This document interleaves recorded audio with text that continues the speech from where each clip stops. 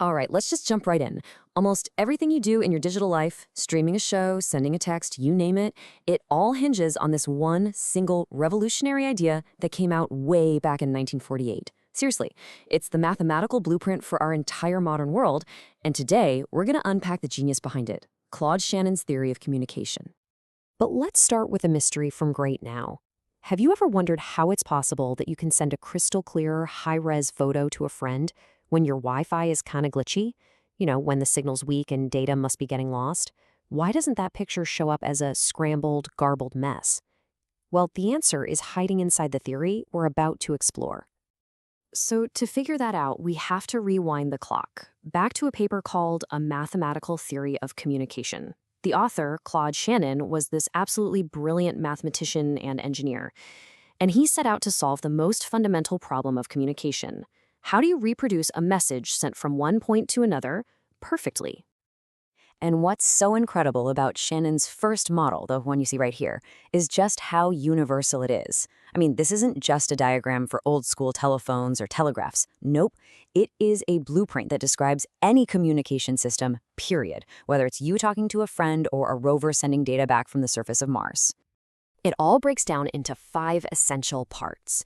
So the information source, that's you, deciding to send that photo. The transmitter is your phone, turning that picture into a digital signal. The channel is that spotty Wi-Fi connection we talked about. The receiver is your friend's phone, decoding the signal.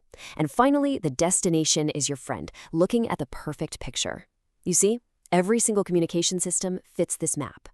So, okay, with that blueprint established, Shannon then went after an even bigger, even deeper question. It was something nobody had ever really properly defined from an engineering point of view before. What, fundamentally, is information? And this, right here, is his first just stroke of genius. He realized that for an engineer trying to build a system, the meaning of a message is totally irrelevant. Think about it. The word fire has a whole lot of meaning if your house is on fire. But to a communication system, it's just a sequence of letters. This is the absolute key. Shannon said, information isn't about what something means. It's a measure of surprise, or how much uncertainty is reduced. A message has a ton of information if it was chosen from a huge set of possibilities. Which, of course, leads to a pretty fascinating problem. If information is really just a measure of surprise, how on earth do you put a number on that? How do you actually quantify uncertainty? Well, the answer is the bit, the binary digit. A single bit is the amount of information you get from figuring out one of 2 equally likely outcomes. Just like a coin flip. Is it heads or tails? That's one bit of information. It's the fundamental atom of information, and it lets us measure surprise with perfect precision. Okay, so now we can measure information in bits. So Shannon asked the next logical question. He started with a perfect scenario, a perfect communication channel with 0 interference. Even in this fantasy world, he wondered, is there a speed limit? And the answer was a resounding yes. He called it channel capacity, which we represent with the letter C. The easiest way to think about it is like a pipe. You can only push so much water through that pipe per second, right? Doesn't matter how powerful your pump is. It's the same idea. Any channel, a copper wire, a fiber optic cable, the air itself, has a maximum rate, a hard, unbreakable speed limit of bits per second it can handle.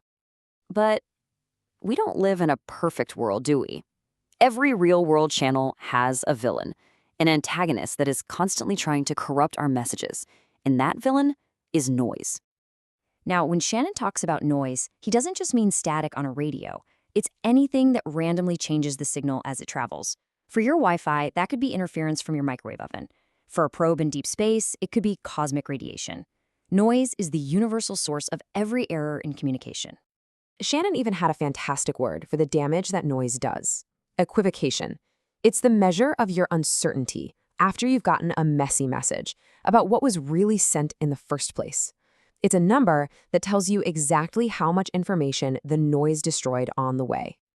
So this sets up the final showdown. We've got a channel with a fixed speed limit, and we've got noise constantly injecting errors. Now, logically, you'd think that to get perfect communication, you'd have to talk incredibly slowly, maybe repeat everything a bunch of times. But Shannon's solution was, well, it was completely counterintuitive and absolutely astonishing. Just let that sink in for a second. This is the core of his noisy channel coding theorem.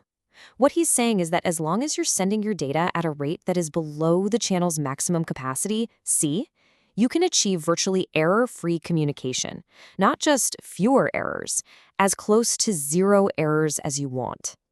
To everyone at the time, this seemed completely impossible. This chart here really nails the idea. Imagine the channel's capacity is 100 units. The theorem promises that as long as you try to send data at a rate below that, let's say 80 units, there's a clever enough code out there that can deliver that data with pretty much no errors. It doesn't matter how noisy the channel is. So how is this magic even possible? Well, it's not magic, it's just brilliant math. The secret isn't just adding redundancy like, saying everything 3 times. That's super inefficient. The real key is adding intelligent redundancy by using clever codes. So here's a really simple way to picture how an error-correcting code works. You don't just send your message bits. You add a few extra check bits that are calculated from the original bits in a very specific mathematical way. Now, when the message gets to the other side, the receiver just redoes that same calculation. If some noise has flipped a bit somewhere, the new check bits won't match the old ones. And here's the genius part.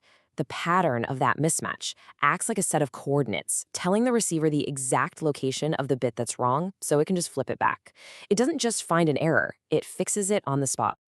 And that single discovery, that mind-bending insight from over 75 years ago, is precisely why our modern world works the way it does. I mean, seriously, every single one of these technologies is a direct monument to Shannon's theory. Your Wi-Fi and your 5G connection use incredibly sophisticated error-correcting codes to give you a stable connection from a chaotic signal. Your hard drive uses them to protect your data from literally decaying.